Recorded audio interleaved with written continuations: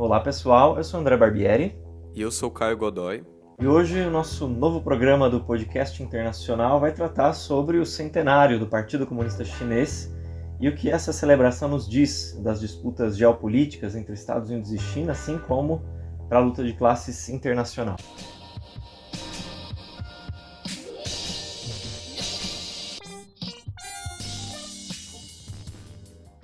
Essas celebrações do último dia 1º de julho na China marcaram então o centenário do Partido Comunista Chinês. Foram celebrações que se estenderam por todo o país, comemorando a fundação do partido lá em Xangai em 1921. E a gente viu uma postura bastante assertiva, como não poderia deixar de ser, do Xi Jinping, presidente da China, líder máximo hoje, um autocrata reacionário e incontestável no interior da burocracia do Partido Comunista Chinês, que falou para mais de 70 mil pessoas que estavam presentes ali na Praça da Paz Celestial, em que o Xi Jinping fez questão de frisar que o Partido Comunista Chinês é a espinha dorsal do país. Ele deixou claro essa posição dele como não só presidente da China, mas secretário-geral do Partido Comunista e presidente da Comissão Militar Central, vestiu o casaco do Mao Tse-tung, e se comparando em grandeza histórica com o grande timoneiro da burocracia chinesa. E o Xi fez questão de mostrar, dar vários sinais, tanto internos como externos, sobre a força que ele representa para essa nova etapa da China, não é, Caio? Sim, Andy. E, aliás, com um discurso bem nacionalista. Esse tom preencheu o governo dele desde 2013. O Xi Jinping ameaçou as potências que buscam frear a China e deu uma advertência, digamos assim, de que quaisquer violações à soberania do país seriam enfrentadas como o que ele disse, uma grande muralha de aço. Ele disse, um país forte deve ter um exército forte, pois só assim poderia garantir a segurança da nação. Essa retórica dura tinha como objetivo, para ele, se apresentar como o chefe máximo de um partido que governa a maior população do mundo. Tem mais ou menos 92 milhões de filiados e está no poder faz 72 anos. Só 2 anos a menos que o período total que o Partido Comunista da União Soviética ficou no poder. Sim, isso é impressionante mesmo. A burocracia chinesa conseguiu se manter e provavelmente vai conseguir superar esse marco do Partido Comunista da União Soviética. E o Xi fez questão de dizer que o Partido Comunista mostrou ao mundo que a nação chinesa tinha se levantado, que o tempo que o povo chinês podia ser intimidado por os outros tinha desaparecido para sempre. Ele está fazendo, claro, uma referência ao século das humilhações entre 1840 e 1945 na China e os longos conflitos militares que atravessaram a China durante o século XX. Numa das primeiras cerimônias de abertura, antes mesmo dessa celebração do dia 1º de julho, o Xi Jinping exaltou a lealdade do partido e entregou uma nova medalha de honra que existe na China, que chama Medalha do 1º de Julho, a 29 integrantes do partido. Ele até disse nessa ocasião que estamos marchando a passos confiantes em direção ao segundo objetivo centenário de construir a China como um grande país socialista moderno em todos os aspectos. Faz referência ao segundo objetivo depois de ter conquistado o primeiro desses objetivos, marcado lá para esse ano de 2021, que é atingir uma sociedade moderadamente próspera. Sim, é importante a gente notar também que esse tom ameaçador ele foi meio diferente daquele que o mesmo Xi Jinping usou na celebração dos 70 anos da fundação da República Popular da China, lá em outubro de 2019. Naquele momento, ele estava encabeçando o cortejo militar que mostrava as mais novas aquisições militares do Exército de Libertação Popular, como os modernos mísseis balísticos chineses. Esse verniz militar também foi adotado pelo presidente chinês em 2015, durante a comemoração do aniversário da derrota dos japoneses na Segunda Guerra Mundial. Agora, esse mesmo Xi Jinping buscou integrar a agressividade com o discurso do soft power, digamos assim, um poder brando, em relação à Ásia Pacífica e no mundo. Ele disse: a nação chinesa não carrega traços agressivos ou hegemônicos em seus genes. Nunca intimidamos, oprimimos ou subjugamos o povo de nenhum país, e nunca o faremos. Só que assim, tipo, na real é uma contra-campanha, assim, do alarde internacional do que os Estados Unidos, o Japão e outras potências imperialistas estão levando adiante sobre as reais intenções de Pequim, como, por exemplo, de reincorporar Taiwan ao seu território continental, assim como assegurar a soberania exclusiva sobre as águas estratégicas do Mar do Sul da China. A questão é que, ao mesmo tempo que eles falam isso, né, que não vão oprimir nenhuma nacionalidade ou minoria étnica, eles mantêm um cerco de milhões de muçulmanos uigures em campos de concentração em Xinjiang e apoia a junta militar assassina em Myanmar. Xi Jinping alertou a imprensa mundial que ninguém nunca conseguirá voltar a oprimir os chineses, como ocorreu, como Andy falou, no século das humilhações. Ele disse ainda: nunca permitiremos que qualquer força estrangeira nos intimide, oprima ou sujeite. Qualquer pessoa que tente fazer isso se encontrará em rota de colisão com uma grande parede de aço forjada por mais de 1,4 bilhões de chineses. Sim, essa foi a ideia, né, que ele quis transmitir do grande rejuvenescimento da nação chinesa. Em vários discursos, o Xi Jinping vem fazendo isso, né? Os êxitos do país dependem dos êxitos do Partido Comunista e os êxitos do Partido Comunista dependem do sucesso do Xi Jinping em pessoa, né? Por isso é que ele sempre martela essa ideia de que devemos manter a firme liderança do partido e que o sucesso da China depende do Partido Comunista. E aí a gente poderia entrar também nos presentes nessas festividades. Tinham vários funcionários do governo, do partido, soldados, funcionários das empresas estatais, estudantes e, claro, mais chamativo, os grandes bilionários capitalistas que hoje são parte integrante do Partido Comunista Chinês. Segundo vários dados, quase 1/3 dos empresários na China hoje são membros ativos do Partido Comunista Chinês. Isso não foi diferente durante essa festividade, né?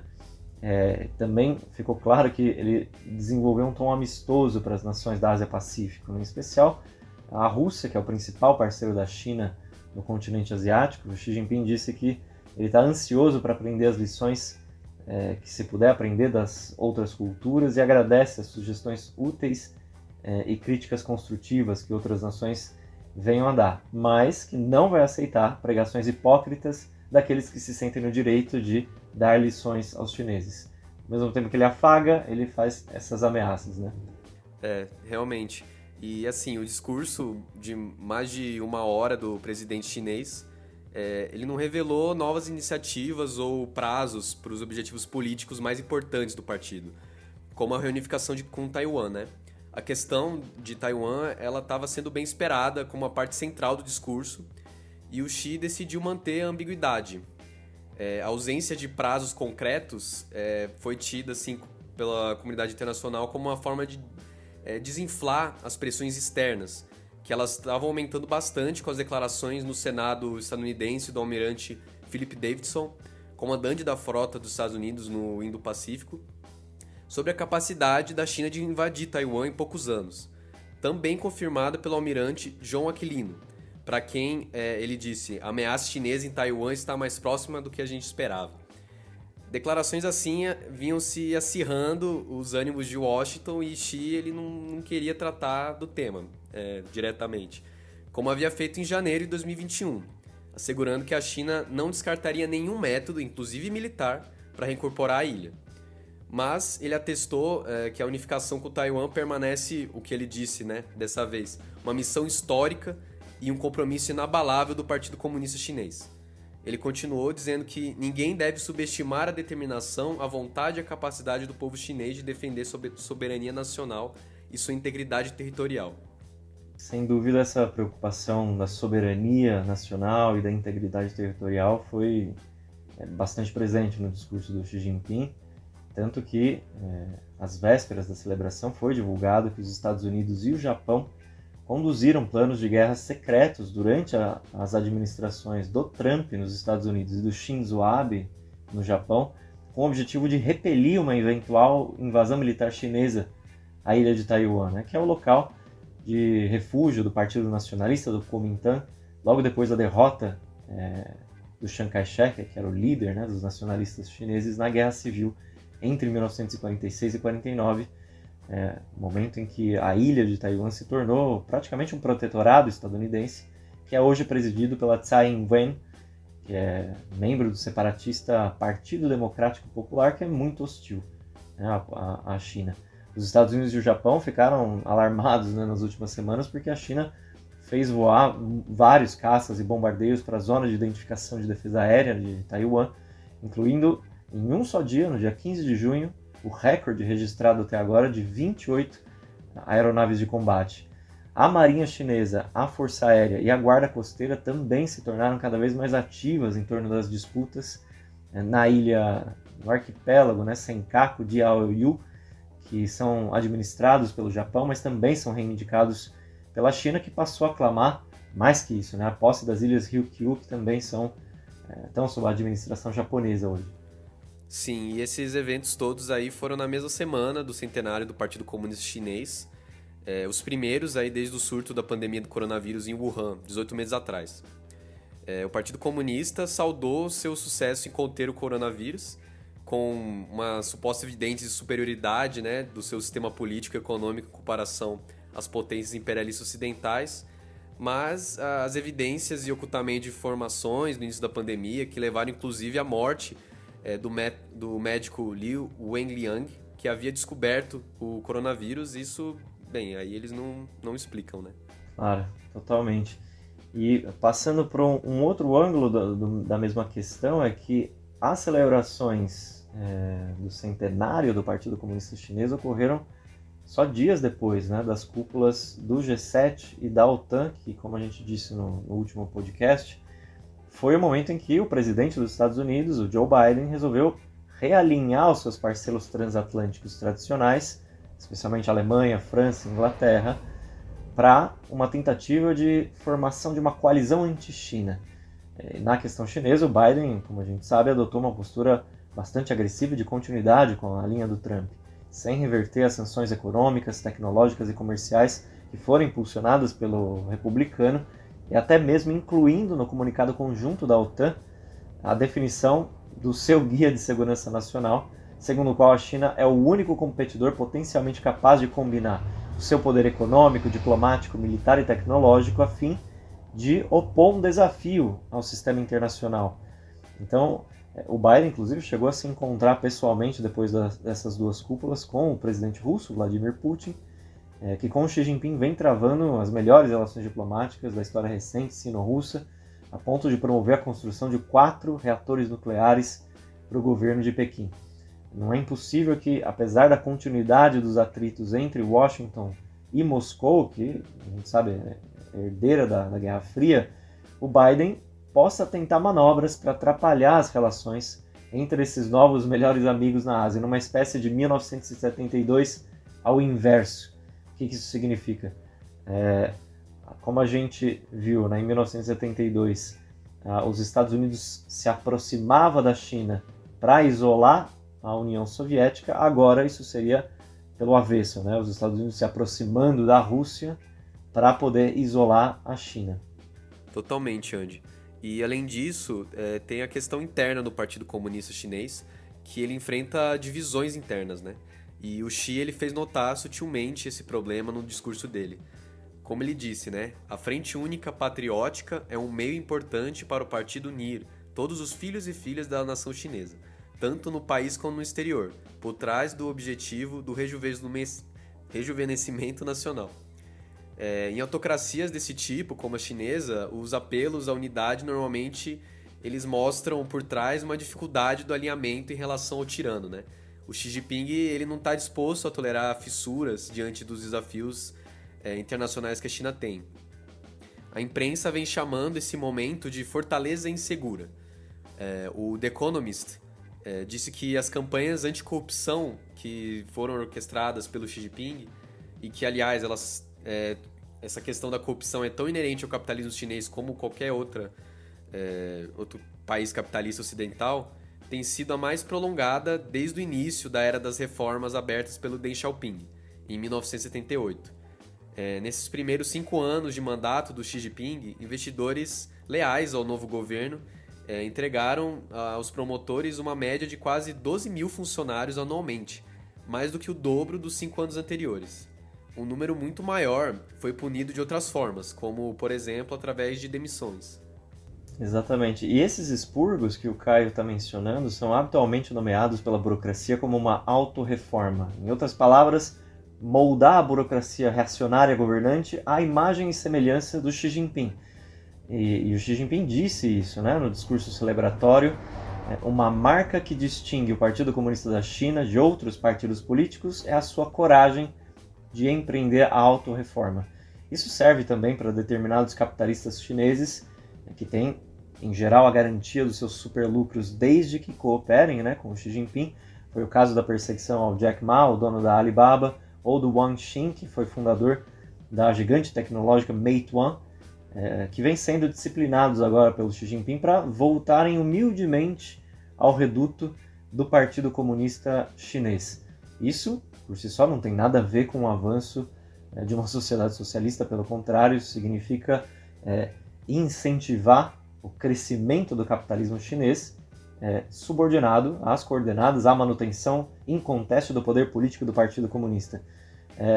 Esse é um dos principais assuntos, né, ou dos principais argumentos que os stalinistas, como o Elias Jabor, do PCdoB, ou o José Reinaldo Carvalho, que dizem que a China é socialista, né, passando por cima desses fatores.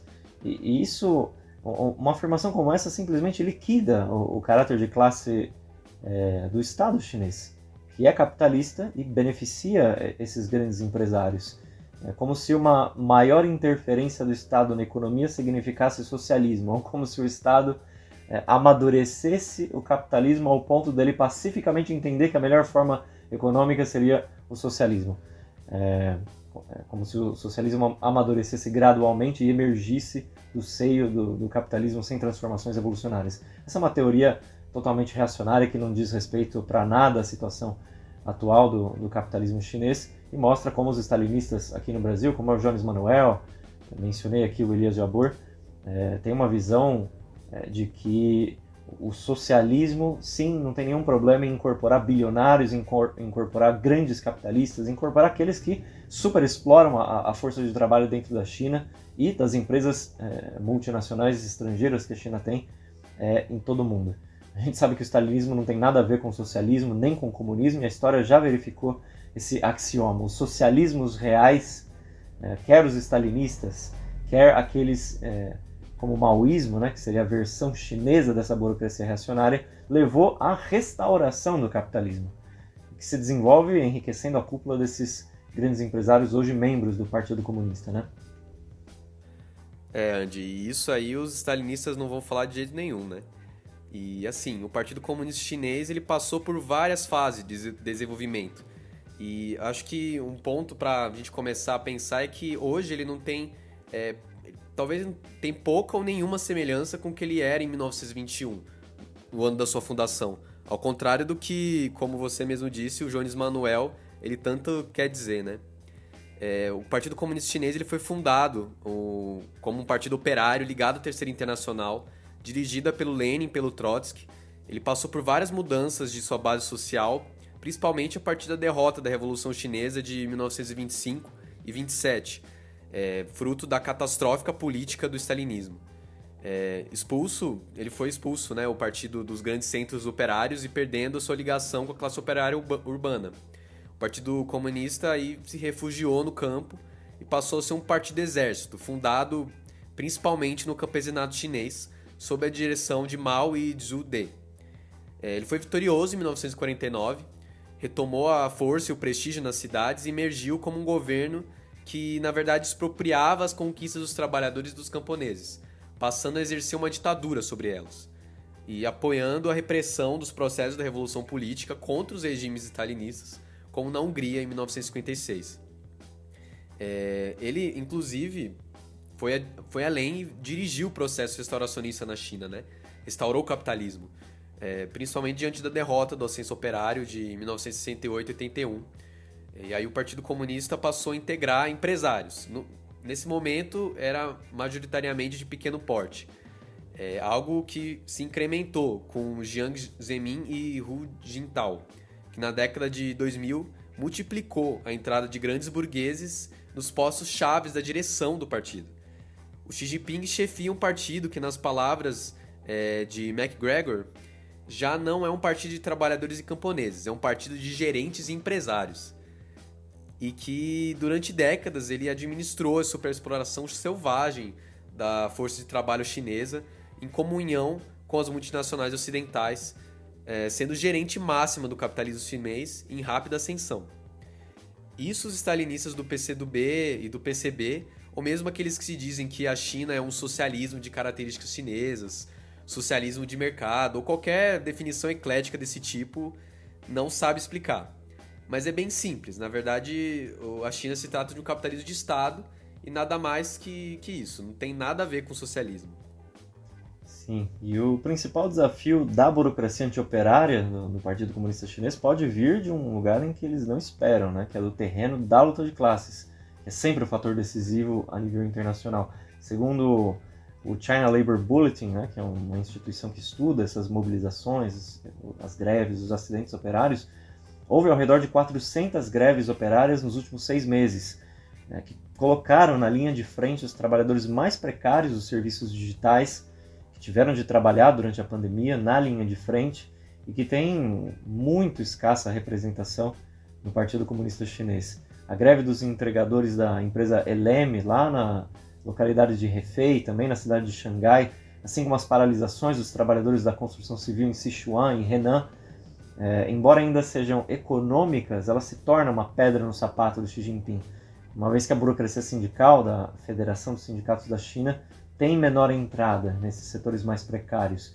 E os trabalhadores migrantes nas fábricas da costa leste da China também têm muito pouca representação no Partido Comunista Chinês, tem dificuldade em criar células partidárias no interior das empresas privadas, que hoje empregam entre 80% e 90% da força de trabalho chinesa. Segundo o mesmo Richard McGregor, né, que o Caio estava mencionando, dos 2 milhões de novos membros que o Partido Comunista recrutou em 2018, menos de 6 mil eram trabalhadores migrantes. E a gente sabe que esses trabalhadores representam mais de 1/3 da população em idade de trabalhar na China. Então aí a gente vê como a classe trabalhadora pode opor grandes desafios à manutenção do poder do Partido Comunista, né, Caio? Sim, totalmente, Andy. E na real que a juventude trabalhadora é um ponto de interrogação na China, né? Principalmente devido ao pouco entusiasmo que essa nova geração demonstra diante dessa cultura de agilidade para evoluir sem questionar, que depende da superexploração do trabalho. Isso está criando uma sensação de tensão entre as novas gerações de trabalhadores chineses e as velhas. O questionamento da cultura do excesso do trabalho é uma fonte de fortes contradições de classe. Nas fábricas chinesas, as horas extras foram consagradas como uma obrigação, né? Porque não se podia sobreviver sem fazer um trabalho extra. A The Economist mencionou que os trabalhadores das empresas de tecnologia estão num ritmo de protestos contra a cultura 996, né? Que significa trabalhar das 9 às 9, 6 dias por semana. E os trabalhadores migrantes das cidades costeiras da China, que é o centro de gravidade da classe operária chinesa desde os anos 90, estão protestando sistematicamente e também através das redes sociais contra esse ritmo infernal das fábricas e a precarização do serviço de entrega. Esse último ponto que a gente tocou da luta de classes é o fator decisivo para pensar o futuro da China, porque ao contrário do que dizem os stalinistas e os reformistas, nós comunistas apostamos toda a nossa confiança no grande rejuvenescimento da luta de classes, do movimento operário na China, destituído de todo esse veneno nacionalista que vem sendo instilado, né, pelo Xi Jinping, para que emerja um ator operário independente das disputas reacionárias entre Estados Unidos e China, que dentro do território chinês exige a construção de organismos de auto-organização da classe trabalhadora e especialmente de um novo partido revolucionário que possa se enfrentar com o Partido Comunista Chinês, que nesse centenário provou que mais uma vez é um estado-maior da reação capitalista chinesa contra os trabalhadores.